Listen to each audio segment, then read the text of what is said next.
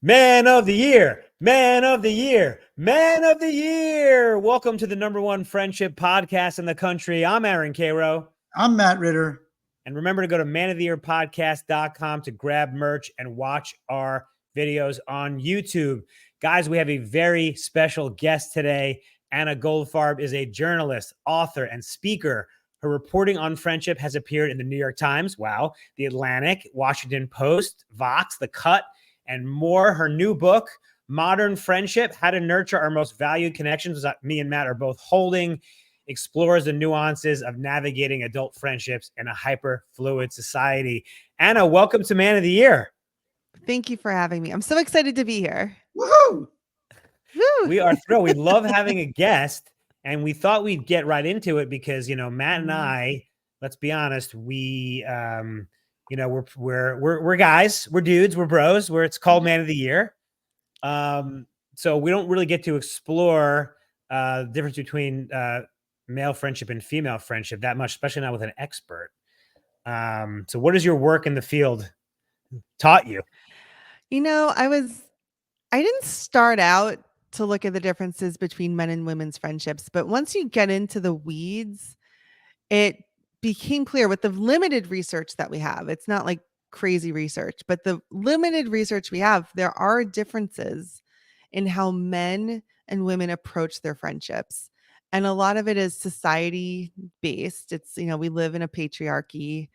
Men have different expectations from the society than women are conditioned to have. And it, of course, impacts our social lives. One of the most interesting things I learned was that when it comes to friendship, men want independence from their friends, especially when they get older. They don't want to be criticized or judged. They don't want to share what's really going on in their lives because they don't want it held against them. I'm not a man, but I'm married to one, and it's been really interesting seeing how he interacts with his friendships now that we're in our 40s. It's very different than me. And what I learned is most women, generally speaking, want more interdependence with their friends. They want to be a part of their friends' lives. They want to care and nurture each other. And that's just a very different basic motivation. What do you guys think? Does that sound true to you? Does that ring true? So I think men just had not given friendship any thought for such a long time. Part of for a lot of the reasons that you're saying. So yeah. I don't know that still, even in 2024, that men actually are aware of what they want from their friendships or why their friendships are the way they are. Whereas I do think women have, although I still think everybody needs to put more thought into it. I think women, whether both society or innately, have already kind of have some sort of conception of what their friendship should look like. Whereas I feel men are just so far behind in the very basics of what should my friendships look like. You said that, men don't like being criticized or judged. Well, you never met Matt. I mean, it's rough. I don't even know what that means. What does that mean? That I'm criticizing you, or that I'm getting criticized? Or no. Well, I guess it's a little bit of both. We haven't had one conversation in the past one and a half years, Anna, that didn't end with Matt going, "Well, you don't understand because you don't have a family, you piece of shit." I'm like, okay, well, this is true. This is true. There's a lot of things Karo doesn't understand yet about life. That's okay. But the converse of that is you're saying so women are okay with being criticized and judged by their friends? Doesn't sound like women. Well, we still divulge secrets and intimate thoughts. And we're not afraid of it being held against us. It's like, this is our language. This is how we bond. This is how we invest in each other. Men just don't like weakness. We don't want to show strategy. Like men don't want to show weakness is what you're saying. Yeah, they don't want to show weakness, and men are very much more competitive with each other. And not saying women aren't competitive, but it's in a different way. I think when a woman shares her struggles with her, with her kids, with her boss, I don't think less of her as a worker or as a parent. I think, oh, maybe I can help. But I Mhm. don't think men have the same reaction. I think they are afraid that, oh, my buddy's going to think I'm a terrible parent because I don't know how to handle my kid. My buddy's going to think I'm a crappy employee because I don't know how to navigate this situation. And that fear prevents men, generally speaking, from really sharing what's going on because they don't want to be judged. They don't want to be seen as less than. And it's just, I feel really sorry for dudes. Like, I think we just experience friendship differently. And it's not that one is wrong and one is right. It's just this is how it presents itself. And we have very different challenges we're looking to overcome. I do agree. I do agree in the sense that I think that, since we've been doing this pod and since I think we fall very much on the vulnerable end of the spectrum of evolved friendships, I feel we are benefiting greatly by the fact that, like, Aaron and I, as much as we joke, like, we share our many weaknesses and Too flaws much. and losses and too many losses. Taking Matt too many invented losses. trauma dumping. He invented it. But it's great. But I do think, like, we're lucky that we are able to do that with each other. Yeah. And And Matt is like also, I'm sorry. Oh yeah, like most men are not going to take the time to start a podcast with their best friend to be like, let's talk about these issues. Like, I think that's what makes your podcast so unique and compelling is like, whoa, this is not a thing that we normally see. Well, two women having a podcast sharing their lives is like, no one even raises an eyebrow. It's not even a groundbreaking thing. Let me ask you this on the male versus female thing. I Yeah. want to posit that I think men, their standards maybe are a little too low for what they expect in a close friend, and maybe women's are a little too high. Well, I think it depends. Let me think about that. Our standards are too high. Well, our conditioning's different. I think women, it is such a currency to have. I mean, these intimate relationships are such a part of our identity. And we invest so much in them. I think our standards have gotten higher, and I'll grant you that. I think I was talking to my friend Ellen Hendrickson yesterday. She is a clinical psychologist. She specializes in social anxiety, and I was asking her about this. And she said that the rise of expert culture has been really hard for women because you feel like there's all these rules to friendship now. Women have all these rules. Like you have to be like a therapist, a mother, a sister. Like you have to play all these roles perfectly. And it's really intimidating for a lot of people. I don't know how to give a therapy. I'm not a therapist. I don't know how to support someone through, our lives are so much more complex now. Even from a few generations ago, our lives are way more complex. We have way more information to sort through. And we're expected to know how to manage this perfectly. And I think it creates a really high expectation for our friendships. And women are suffering from that of just, this is above my pay grade, dude. Like, I do not know how to handle all of these traumas that we Right. share with each other. And, our grandparents, in the 50s, friendship for women was seen as a reprieve from the house, as a reprieve from the marriage. And all your friends were married, all your friends had kids, all your friends lived in the same little town. And you just sort of were like, it was based on like humor and like making each other crack up and just a little relief from the drudgery of housework. Now, our lives are so much more complex. Like the relationships we have, all the different pockets of friendships we have that we're expected to juggle flawlessly with no training.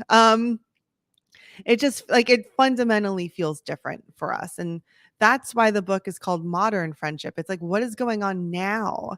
Like, what forces are we up against now that are historically new? We do not have history of a culture of having like friendships with men and women that have stood the test of time. Like our grandparents did not have friends of the other gender that they moved through life with. I mean, it's true for me. I don't know if it's true for you, but this is historically new. And that's part of the anxiety, and roles are changing. Roles are changing for men. We're living in a more equal society, which is impacting how they view each other. I was just reading this old book called Men's Friendship. It's a research book. It's a collection of all these studies about men's friendships. And it was basically saying that in societies where there's more segregation, men's friendships flourish Mhm. because they're superior. We're not women. You're a dude. Like, we're superior and we have higher trust. We have more collaboration. Like, we know where we stand. But that apple cart's been disrupted. And I really think men are struggling to understand their role in a more equal society. I'm not saying all men, not saying across the board, but culturally speaking. And that's why we're seeing what we're seeing of just what is male friendship today. It's a new chapter, not to be corny and like bring it to a book, but it really is a new chapter in men's friendships when you live in a more equal society, more integrated society. And men are having trouble with it. Feel Yeah. sorry for you guys. Like, you guys are really having trouble of, well, like, what does it mean to be a man in today's society? And that's why you're seeing all the anxiety around male friendships. You know, they don't want to be seen as homosexual, and that's a huge anxiety of like, I don't want to be too close. I don't want to raise flags or like deal with that kind of prejudice. And it's just really fucked a lot up for everyone. Yeah. And it's obviously affected women as well. I think Matt and I, the one thing we have been most surprised at was that not most, but many of our emails are from women who are like, my husband, partner, boyfriend has no friends. It's so annoying. He only wants to hang out with me. Like, he's got to do something about it, which we did not expect. Yes. And I mean, I definitely relate to that. And there is something changing. And a lot of men, their friendships obviously are based on activities, but it was also more of a favor culture. Like, come over and help me with my deck. I'll bring a 6-pack of beer. Now we outsource all our favors. It's like, well, hire a contractor. I'm not going to do that I'm not going to spend my weekend helping you build a deck. I'm not going to, help you move. Why would I do that? I'm not going to give you a ride to the airport. Like, call an Uber. And that's where a lot of friendships, and I think particularly male friendships, thrived of, I'm here to help. Like, let me help you with what you need. I'll chip in. Let's build that doghouse or whatever men did. People used to hang out on their porch more. I think the more wealth we've had, the more we segregate ourselves. We're not hanging out around our garage. We're not hanging on our porch. We're inside watching Netflix. We're inside watching, it's just the culture has changed, and men are so good at being useful, and you love being useful.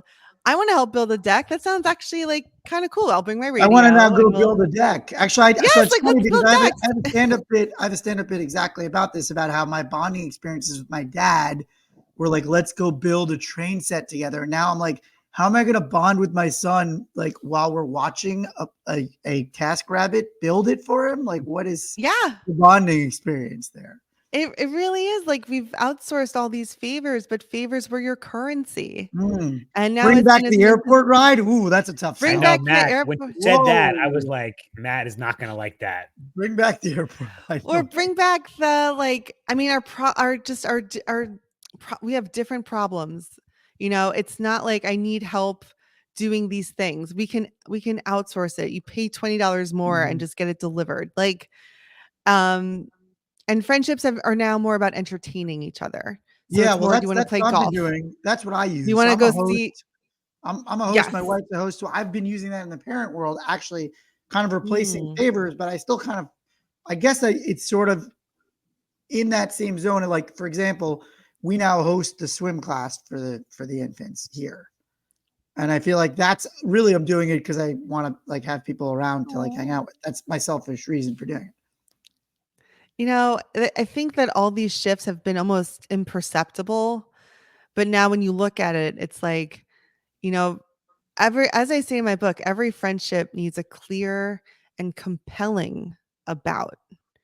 Every friendship needs an about. It's people overestimate affection. Like, our friendships is going to keep going because we like each other. I adore this friend. I cherish this friend. It's just going to go on forever. But friendships don't actually work like that. It's about something outside of both friends that they both are interested in. And I also learned writing this book that there's two kinds of friends. There's memorial friendships, and those are our older friendships that we're not in contact with very often. And then there's active friendships that we talk to all the time. You guys have an active friendship because you're clear and compelling about is you're on this project together. And that's a reason for you both to return each other's messages and texts and see each other. And that really helped give me peace of understanding why some friendships we're feeling different, like they've mellowed out and we don't talk as often, but I still really value them. What does that bring up for you when Yes. we So talk to about me, these that two kinds? immediately I was like, oh shit. So are memorial friendships just doomed? No, they're not doomed. You can negotiate at any time. You can say to your friend, I miss hanging out with you. Like what are some of your goals? What can I help with? One of the biggest mistakes people make with their friendships is they think like I want friends to go out with. I want to go get a drink and have fun. I want to go watch this game. I want to, not thinking, well, what does my friend want? What is up with their life? What would they want to do? How can I help with that? And that tweak in thinking really will unlock a lot for you of what if you go to your buddy and you're like, I want to spend more time together. I miss you. Do you want to move your body more? Do you want to go on a hike? Do you want to start a book club? Do you want to read more? Like, how can I help? I'm here to help. And studies show that when you tell your friends about your goals, you're much more likely to meet them. And so I'm a big proponent of accountability buddies. And I do that with my friends I have other writer friends, and the clear and compelling about is writing. We both are interested in it. It's apart from us. And it makes it really easy to carve out time together because the about is so clear. I learned that abouts of a friendship can change, be outdated, or be absent altogether. And that was really powerful for me because when I think about my friendships that have faded more, it's like, well, what was our friendship about? We went to camp together. It's like, okay, well, how often do you want to talk about camp? Every 5 years? Like, obviously not that often because we talk every 5 years. So our about is outdated because we're talking about something that doesn't really move the needle for us. But you can negotiate. You can negotiate at any time. It's harder to negotiate as we get older, but it's not impossible. And at least it's a strategy of I want to see you more. How can I help? What do you want to do? It's somewhere to start. So I just wanted to ask you about that because that's really bringing up a lot of like thoughts for me, because I have a lot of healthy, active friendships, but the memorial ones, it's always just like, well, we see each other every whatever, 6 months, year, 2 years. It's like, are you saying that you should communicate like, hey, what do we want this friendship to be about going forward? Like, do you feel like you need to have an actual convo about this or just sort of subtly like pick things that you could make it about and just go run with it? I think it's as simple as I want to spend more time with you. Like what do you think? And they're like, yeah, I'd love that too. It's like, well, what can we do together? Like what are your goals? Do you want to move your body more? Like, do you want to go to the gym? Want to be my gym buddy? Do you want to be my, I was working out these concepts writing the book. Actually, when I started reporting on friendships in 2017, I was estranged from my little sister. We couldn't even get through a meal together without some sort of like hostility or like just friction. And I started learning about friendships. And my first friendship expert I interviewed was Shasta Nelson, friend of the pod. Yeah. Love her. Awesome. And I learned about the triangle of consistency, positivity, and vulnerability. And I started applying that to my sister, to our relationship. And our relationship transformed. She calls me every morning. I see her every Sunday. That's the consistency. I spend time with her and her kids. I watch them so she can take a nap. I'm like helpful. I'm like, what are your needs right now? You need a nap? I'm there. I'm going to come help. Come.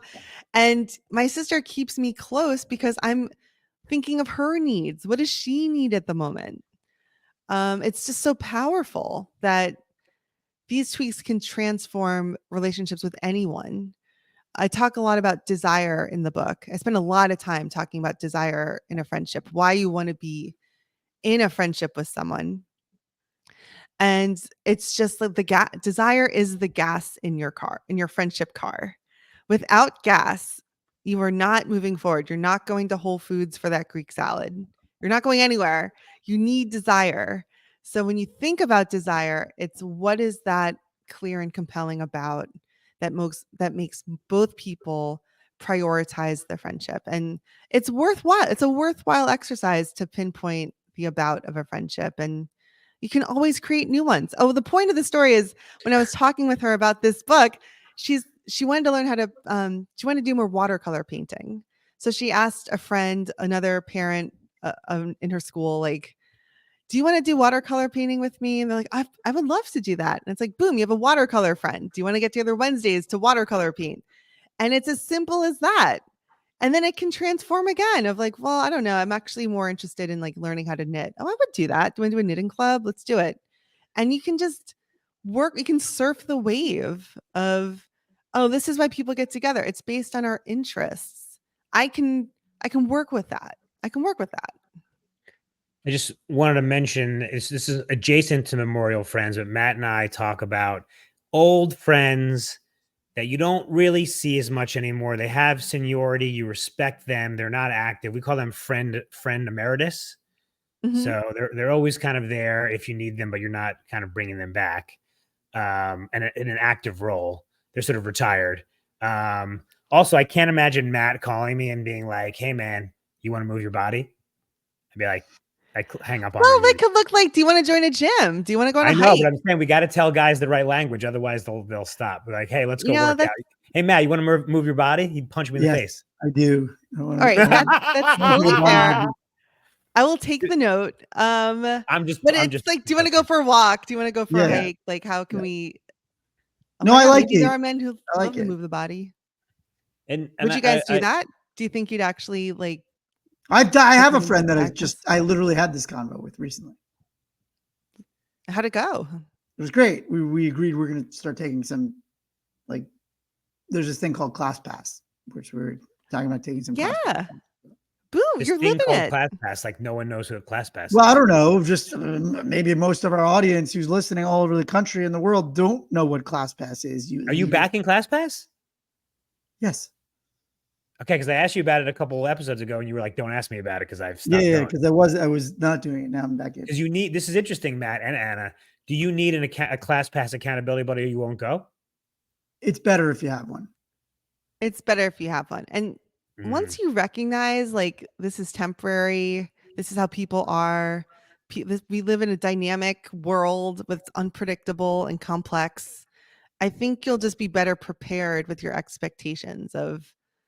This is how friendships run now. That it's a different world. This is how they run now, and I can surf the wave. I can figure out how to weather these changes. I think that's what I was saying about women having too high of an expectation and men having too little, sort of based on like reality of like people are not. I think like I always say this. Sometimes I say to Karo, like once you kind of accept people for who they actually are, it frees you to actually like them more. Yeah. And your friendship can be healthier. It may not be the friendship you envision, but I actually think you can have a better quality friendship if you just accept that they're not going to be all of these things that you want to put into. I want my 3 best friends to have every single one of these things.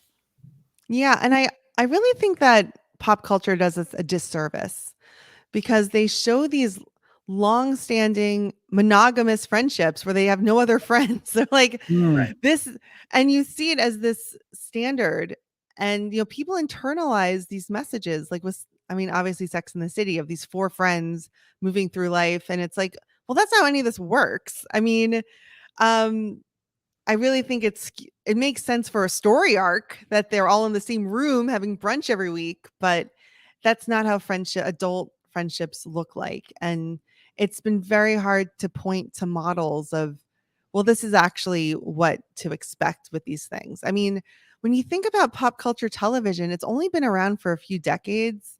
Like our ancestors didn't see these models of four friends spending decades together doing, work. It's like, this is so new. And it really speaks to the failure of pop culture catching up to the reality of life, of no, this is how people operate. People are like, why should I be in this friendship? You can't, affection isn't enough. It's not enough to keep a friendship going. It's not because we're monsters. Our phones are full of friends that we love, but we never call them. So it's like something else is going on here, that we're not reaching out to these people that we know we care about. What happens in your example if you say to a friend, hey, you want to do watercolor painting? And they're like, no, like not really Well, into it, too busy. If you value the friendship, then you say, well, that's not my thing, but what if we did, like a walking club? What if we did a I'd say like a mead tasting club? It's like, you can say no, but you can show that you're still interested in continuing. Karo only does the first part. He just says no. He's like, no, but it's really like, I'm trying to think, like with my friends, I mean, it's so clear, like I'm a writer. It's so important for me to nurture other writers and to be like, oh, you write? We should get together to write. And it's embedded in the invitation of, I want to do this. Is this interesting to you? Yeah, but a question on the flip side, like, I just think that is a little narrowing, because then you're basically saying the friends that don't share like the activities that I share, it's really hard to maintain those friendships. They could have a lot of other positive attributes. Is that what you're saying? I mean, like, I don't know. Friendships need an about. They need to be doing something. It takes 200 hours of shared time. Right. I'm sure you know the study, to go from Dr. Jeffrey Hall to go from stranger to close friend. Yeah. You need to spend time together. Right. And that was the biggest question. Spend time doing nothing? I mean, I have like values-based friends or like neighbor friends, and like sometimes. Well, it wasn't nothing. It was you were spending time together because this person was your neighbor and had information about the neighborhood that you found interesting, or talked about sports that you found interesting. You're not just sitting in silence with a random person. Like, you picked someone because of a reason. Or you don't continue it. If you're like, well, that wasn't a good use of my time, I didn't feel like you just naturally shy away from those invitations. Like, you know what? It's not a priority for me. I think what I look at modern life as, our friendships are a supermarket. And when you're hungry and you go to a supermarket, you put whatever the fuck in your cart. Is it okay if I swear?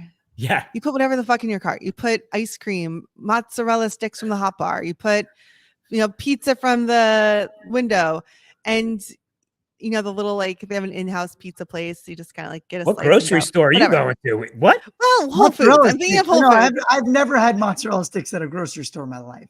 Yeah, Wegmans. Well, specifically Wegmans, I'm thinking of how Wegmans has, like, and you walk around and you put like random shit in your cart and you check out and you're like, well, how am I going to have a meal out of gummy bears and like, a Red Bull? Like, what am I doing? But when you're full and you go food shopping with a list, you know what belongs in your cart. It's much easier to find nutritious things when you've planned for it.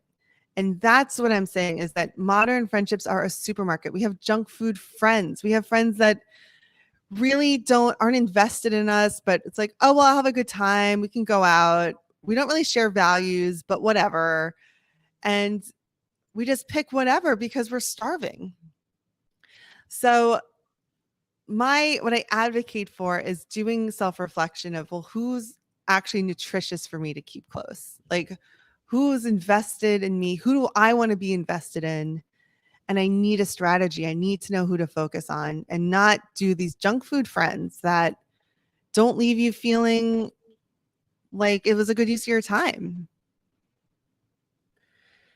Yeah, it's funny. I often get questions like, oh, what do you, Aaron, like, what do you do about, with your friends who, don't call you back, or who talk badly behind your back, or not available? And I'm like, I don't have any friends like that, because then I excise them like gluten from a diet in LA. as soon as it gets like that. I kind of want to go back to this grocery store. They have pizza in the grocery store. You can they make it for Well, it's like Whole Foods. They have the little like pizza slices. You just take them to go. Yeah, I Are guess. you kidding me? I'm a Gelson's guy, which I don't know, probably means nothing to you, but Oh, LA stuff. I've been to that supermarket. That's like an Acme. They don't have they that at do have Acme. pizza, so I don't even know what I'm saying. They do have pizza at Gelson's. They just like you were making to describe. They've got what's the oven they have at a fancy pizza place? Brick oven. Brick oven, yeah, the like brick oven, yes. Oven pizza, or even like Erewhon. If we want to do a fancy I mean, I've been to Erewhon like twice. But if you go and you're hungry, you pick the weirdest stuff. You pick the weirdest shit. And so I'm advocating for let's get you full. Let's figure out who belongs in your shopping list and be an excellent teammate to those people on your list. Can we talk about that for a second? You said something interesting that I don't think we talk about enough of. Well, we want all these people to be friends with us, but why? Why should they be friends with you? I don't think we really talk about that much, and I think people barely think about it. What do you think makes somebody worth like being with, or what are you? I guess what are some things you think people should be doing to go let me make myself more desirable if I'm not doing well with my friendship or universe, and I feel like I'm longing for these things. Maybe it's me. What are some things that our listeners could be taking your advice on for that? I wrote an article for the New York Times about how to give advice people will be delighted to take. And I wrote that article because I did another article for the Times about why you shouldn't ask people to pick their brain. It was like, it's let me pick your brain. And it's like, well, what do you want? And a better strategy that I advise in the article for the Pick Your Brain article was to ask for advice. People like it much better if you ask for specific advice on a specific situation instead of let's get together. I want to pick your brain. That's hard to say yes to. It's too vague. But then it made me think about advice. Well, who takes advice and why? Like, why is that a better strategy? So I looked into everything about advice giving. What I learned was that studies show people tend to take advice if it's expensive and hard to attain, like a lawyer. You will listen to what a lawyer says because it's expensive and hard to attain. That's the whole game. Lawyer. Someone will take advice if the person expressing the advice is extremely confident and accomplished in the field, like a doctor. If a doctor is like, you need to cut down on butter, you would be wise to listen. But the third part is people tend to disregard advice if they're emotional and already know what they're going to do. And that was really interesting as a friend. How much influence do we actually have over our friends? And I learned how to give advice the right way, which is to be a teammate and to say, feel free to disregard anything I'm about to say if it doesn't apply to you. Feel free to ignore anything. And that releases the other person from feeling beholden, like they have to take your advice. And this is important in friendships because friendships are the only relationship where it's peer to peer. That's why we love our friends so much. We don't want a power dynamic. Giving advice is a power dynamic. It's a gift of I'm giving you my thoughts, but friends don't like to be dominated. They don't like when a friend says you should do this, you should quit your job. You know what? You should dump your girlfriend. You should, and it just feels oppressive. We have bosses, we have employees, we have parents, we have children, but then friends are supposed to be our teammate. So to be a wonderful friend that people like having as their friend, just being on the same level, saying, I'm here to help. Are these suggestions landing? Am I on the right track? Feel free to ignore any of this. I'm here to help. Those are things friends love hearing. I love that. Is a great way to approach your friends. I love that. I want to pat myself on the back for not having known any of that. And that's sort of my method because I'm always just like, listen, I'm not here to give you advice. That's actually how I usually just say it. I'm like, I'm just here to let's hear it out. Let's talk it out. And if we figure out what you're kind of itching to do anyway, like great, let's just vet it a little bit. Like that's always sort of how I take those advice asks. Mhm. And I'm the opposite. I'm like, do this. If you don't, you're an idiot. And if you Yeah. don't like it, don't ask me for advice anymore. And that's Well, why that's nobody interesting. asked me to get a coffee to pick my brain. That's how you get people to stop asking for advice. No, but I Well, also agree that yeah. the pick your brain. So Kara and I both actually get a lot of people asking us to coffees. And I do agree. I feel like we've been saying it a million times on the pod. It's still not taking. I still get these vague, you want to meet up and I don't know why thing. And it's like, how can I help Yes. you if you don't know And that's specifically what we're doing? related to friendship invitations of we should get together. And it's like, well, why? Why do you want to get together? Why do you want to get together with me? Like, I really think it's the same low effort, unsolicited. Oh my God. Did I just leave? No, you're What? good. You're good. Great. Oh my God, my picture just cut out. Oh yeah. No. It's the same consideration of popping up in someone's inbox and making an ask. And that goes with colleagues, with friends. It's spending a little extra effort to be clear about your intentions, to say why you want to get together, and giving enough information so the other person can say yes easier. Caro's the biggest proponent of this. So this is sweet music to his ears. What? To just ask in an email? No, the info, like, the double opt-ins, all that stuff. Well, Yeah. people hit me up. Hey, what are you doing Sunday, bro? I mean, you got to give me. It's not good 14 more enough. Yes. information here. Like, do you want me to say yes to this? This is so vague. It's like, what, once I had this woman invite me to her house for a party and I was so excited. I was like, yes, I got invited to a party, put on mascara. And it was an MLM party to sell jewelry. And I was just like, are you kidding me? Like, it doesn't take many instances of that for you to become jaded. And then when people just, hey, want to hang out? Are you free? It's like, what do you want from me? Yeah. Do you want my credit card? Like, why are you reaching out? So this is the world we live in of people need more information. That's what we can do for each other. Anna, we have learned so much. I can't wait to share your book with our listeners, our friends. Again, it's called Modern Friendship. This is your second book? This is my second book. Second book. Second book is the sweetest. Where can people find you? Pinkerton. It's my Pinkerton book. Hopefully it'll be a cult hit like Pinkerton. People can find me online at Anna Goldfarb. I'm on Instagram. I'm trying to Instagram more. People like the social media stuff. I don't know what to tell you, but yeah, Instagram mostly. That's my favorite one. Love it. When I do my Substack newsletter, Friendship Explained, where I look at friendship mechanics through a pop culture lens, and I have a lot of fun over there. So if you want some more fun in your inbox, check me out on Substack. I love it. Again, the book's called Modern Friendship. Guys, first of all, Anna, thank you so much for coming on. We really appreciate it. Guys, thank you so much for listening. Always remember, be good to yourself, be good to your friends. Matt, love you. Love you, buddy.